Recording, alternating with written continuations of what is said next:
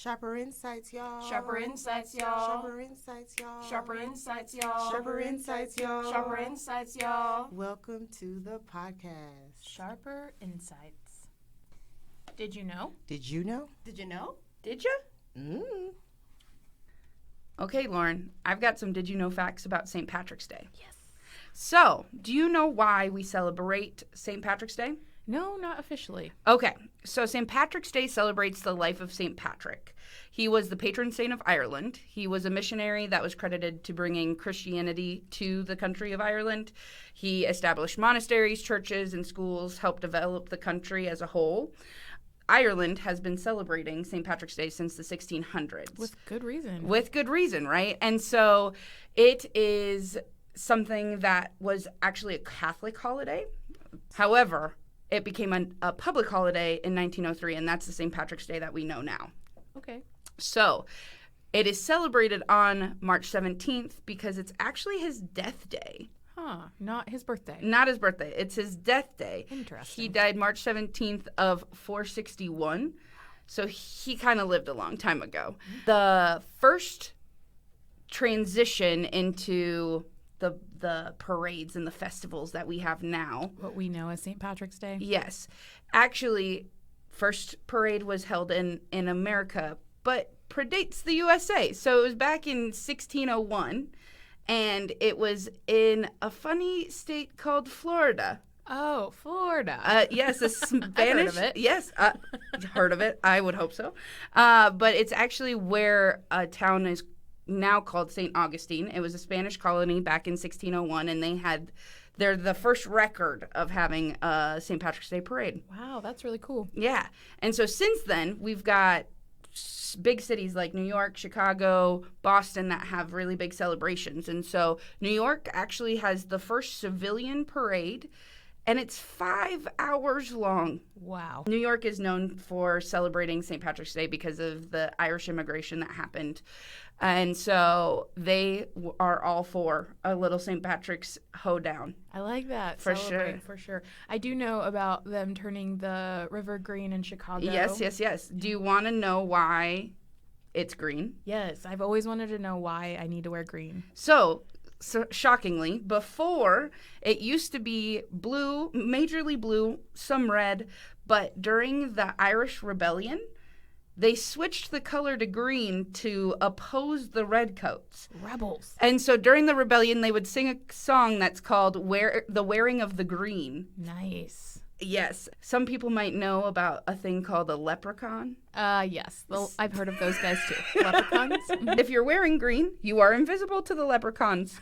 However, if you're not wearing green, you get to get pinched because the leprechauns do what they want. That is literally what the folklore said. Wow. Yeah, of course, leprechauns. That's silly. Yes.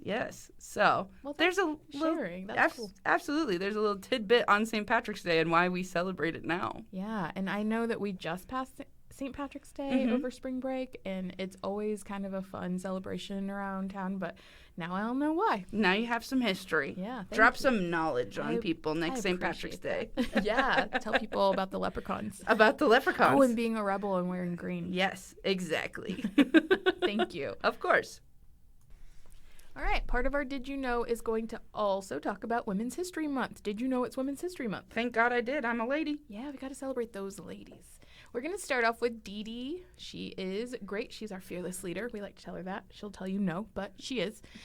We also have Judy, who's our senior business assistant. Absolutely. In addition to those two, we've got our advisors. We've got Brooklyn, Marissa Edwards. We've got Reagan, Margot, and Dasney. For those of you who work with these women, you know how tirelessly they are working to support you in everything academic, make sure that you have what you need, whether that's books or the appointments, and they're just here to support you. So, yeah. They've been doing this for a while, so listen to them. They know what they're talking about. Absolutely. We also have the ladies of LAP. We've got Candace. We've got Janira. We've got me, Lauren. We've got Megan, who's here with me, and Audrey, who's our post-grad intern. These ladies are here to support you holistically. They meet you where you are. They see you as a person. We really look to try to find innovative ways to support including this podcast. So come by, say hi, get to know them. We would love to support you if you need it. And then just come by to say thank you. They work really hard for you. For sure. We've also got some ladies over in student athlete development. We've got Marissa Waters and Vicky McKenzie, but most of you know her as Miss Vicky. They are working tirelessly to get you the opportunities outside of athletics and academics, and want you to have the best experience that you can have, professionally developing you and helping you become the leader that we all know you are. They just are helping you shine there. So yeah, they do a really good job. yeah. We also want to showcase our GAs and student workers. We've got Maddie and Onara, who are our GAs for student athlete development. We've got Sagan and Allie, who are our GAs for athletics, academics, but specifically in football. And then we've got our front desk workers that are ladies. They do a really good job of helping you check in and do a lot of the things around the building that help make sure everything runs efficiently. And we also want to thank our lady tutors. We have a lot of women who are tutoring our student athletes, and they are really good at what they do, and we really enjoy having them in our building. And if you haven't seen our Instagram post that highlights our tutors of the month, they all happen to be ladies this month. That just ironically happened. But of course, we're celebrating women, and we want to celebrate the women in our building. And so if you haven't already this month, come and say thank you. If you don't know them, get to know them. They're great resources. Absolutely. You can always stop by the lab suite. That our whiteboard always has some relevant information. So right now we've got a bunch of women throughout history who have made an impact in every different area of life. And so come in, and if you see somebody you don't know, Google them, find out, learn a little bit. And so really utilize that space to continue to educate yourself on how powerful and impactful women have been. Yeah, if we also missed someone that you know about, please add it to the board. We love to learn also, so teach us something we don't know. Absolutely. I think that was good. All right, we have a segment called Add It to the Queue. Hey, yo, can you add that to the queue? Oh, yeah. Our very own Audrey Graham is going to be our first person to give us recommendations on what she's actually listening to. Nope, not listening to. What she is reading. And so here she is with her recommendations. Hello, everyone. I'm currently reading House of Sky and Breath by Sarah J. Maas. It's a fictional romance book that has taken me as a reader on a whirlwind of an adventure. I typically like reading fictional books more than nonfiction because I have to live in the real world. I don't really want to read about it too. So even if I can escape for just a chapter, that's super fun for me. Another book that I'm aware of at the moment is Before the Coffee Gets Cold. I just bought my mom this for Valentine's Day. It looked really cool in the Barnes & Noble store. The preview of it, I guess, is it's a little cafe in Tokyo that offers a really unique experience, which is time traveling. Their customers can go back in time and change their lives, but only if they sit in a certain seat and if they return before their coffee gets cold. So I'll have to come back, let y'all know if my mom likes it, but that's the two things that I am reading and aware of at this time. Thank you for sharing. I'm actually super intrigued about the Before the Coffee Gets Cold because depending on what your coffee's sitting in, it can get cold really fast or it could actually stay nice and warm for a little bit. So a lot can happen during that time or not. All right, we are actually going to hear now from Megan Metz about what she's listening to. So for podcasts, I listen to a podcast called Morbid. It is two ladies who dive very deep into very famous murders or crimes. One of them is actually an autopsy technician, and so she takes some of that and applies it into like really old crimes. Pretty interesting stuff, like what could have been solved now that couldn't back then.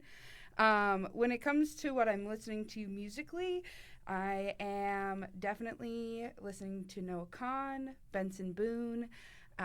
With it having just been Valentine's Day, my guilty pleasure might be a little bit of Celine Dion. So, and her heart does go on, y'all. Thanks for those recommendations, Megan. All right, so we're going to move on to Learn a Lesson with LAP. This week, we are talking about the power of the fidget. Before we get started, let me ask, do any of you guys use fidgets? Yeah, with my students and just for my personal usage and my pleasures. I do too. All of the time. Yeah. And there are a variety of fidgets, and there are lots of reasons why we might use them. And so we're going to do a little bit of a deep dive into some of those reasons. But before we do, I want to give a little commercial to the fact that we have some fidgets in the lab. And we might have heard how some of those fidgets have ended up on the ceiling of the lab. So please respect the building and please respect the materials that are out there and don't get them stuck on the ceiling. Some people really use them and really like them, and that's why we want to have nice things, guys. All right, so let's talk about the variety of fidgets out there. I will tell you that as a teacher, I thought fidgets were a scam and a gimmick to get to let people bring toys to school. And I'm actually sold on the fidget now as an adult because I like to keep my hands busy. And fidgets are everywhere. Like you'll see them on the end caps, you'll see them at the stores, you'll see them on your way out when you're at the register. We actually look for them in bulk through Amazon. So there are the squishies. We might see poppets in all shapes and colors. There are fidgets called monkey noodles, which I don't know what that is, but That's a monkey noodle. Yeah, definitely going to Google that and see what that is. My personal favorite is the infinity cubes. If you have not used one of those, try one. My favorite one was made for me off of a 3D printer, and it's my go-to. They even have jewelry that are fidgets. So if you have seen the spinner rings, those are kind of cool. If you have not seen them, go Google them or look for them on Etsy. They have a variety of them. Some are really cute. Some of them are very practical, but lots of variety in the fidget world. All right, we're going to talk about who this helps. So I would like to say that they essentially help everyone, but they are particularly helpful to people who have ADHD or have processing sensitivities. And I think we all might struggle with processing sensitivities if we're being honest. Imagine being in a big lecture hall. We're stressed out, we're thinking about life, and we have a lot going on in our brain. So it's going to be hard to process the things we need to process in real time. And so that could be in any situation. So I think that fidgets are helpful to kind of focus in on certain things. We can also see them be used in therapeutic ways, like for sensory issues, or even to help with movement and pressure and energy releasing. So if you have those squishies and you like to squish them, or like we call them stress balls, those are great fidgets to use if you're a little agitated or frustrated and you need to burn some energy. So definitely grab one of those. We actually have those in our offices and in the suite, and I think we've said this already, but in the lab. So if you are needing to find one that you like, try the ones we have, and then if you really need to get your own, go and find them at the store. For some of you who have tutoring and you find it hard to stay focused for the entire time you're in tutoring, you jump on your phone or you get distracted, bring a fidget, whether it's a spinner, a squishy, whatever it might be, bring that to tutoring so you can focus while you're working with that tutor. Yeah, that's a really good idea. And we might know some people who would let you borrow one if you don't have your own. So come and check them out in the suite. All you have to do is ask. Yeah, I think I said that in the first episode. We can't help you if we don't know what you need help with, so ask the questions. All right. We also talked a little bit about how this stimulates your brain.